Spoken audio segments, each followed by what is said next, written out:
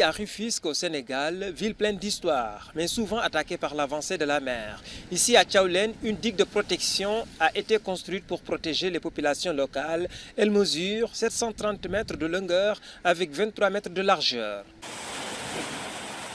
Cette digue de protection de Tchaoulène a été construite en 2011 par l'État du Sénégal. Un plaidoyer a été fait auprès des décideurs et des bailleurs suite à l'attaque brutale des concessions et du cimetière par les eaux marines en 2007. L'importance de la digue, ce n'est pas d'arrêter la mer, parce qu'on a l'habitude de dire qu'on ne peut pas arrêter la mer avec ses bras. C'est seulement pour atténuer vraiment les vagues, la force des vagues et essayer d'aider les populations à s'adapter au changement climatique. Une zone écologique communautaire a été installée à côté de la digue. Son objectif est de lutter contre l'impact des déchets sur les changements climatiques. Cette solution est d'installer un centre de gestion des déchets qui se trouve à proximité de la plage pour lutter contre l'impact des déchets par rapport au changement climatique, mais aussi pour améliorer le cadre de vie. Les actions d'adaptation et d'atténuation se multiplient, mais les observations météorologiques de ces dernières années ne sont pas favorables à une baisse de la chaleur au niveau de la station météorologique de Dakar. Il y a une augmentation de la température, il y a eu beaucoup de vagues de chaleur, donc on a senti, et aussi il y a beaucoup de phénomènes extrêmes, n'est-ce pas? Quand la pluie arrive, ça arrive d'une manière vraiment très brusque, très brutale, ce qu'on appelle chez nous des averses, et ça donne beaucoup de précipitations. Et après, on a une longue pause, et ainsi de suite.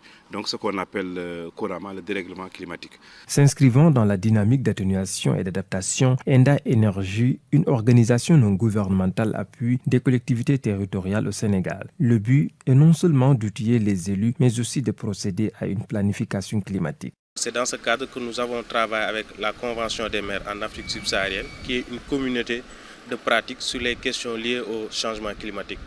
Depuis un certain temps, on accompagne pas mal de collectivités territoriales du Sénégal, 11 sur la Petite Côte et 2, notamment les villes de Dakar et Pékin.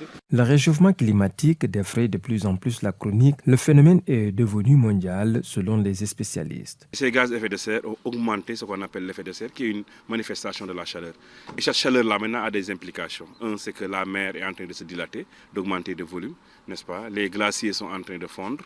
Et ensuite, les phénomènes extrêmes sont devenus de plus en plus importants au niveau du monde.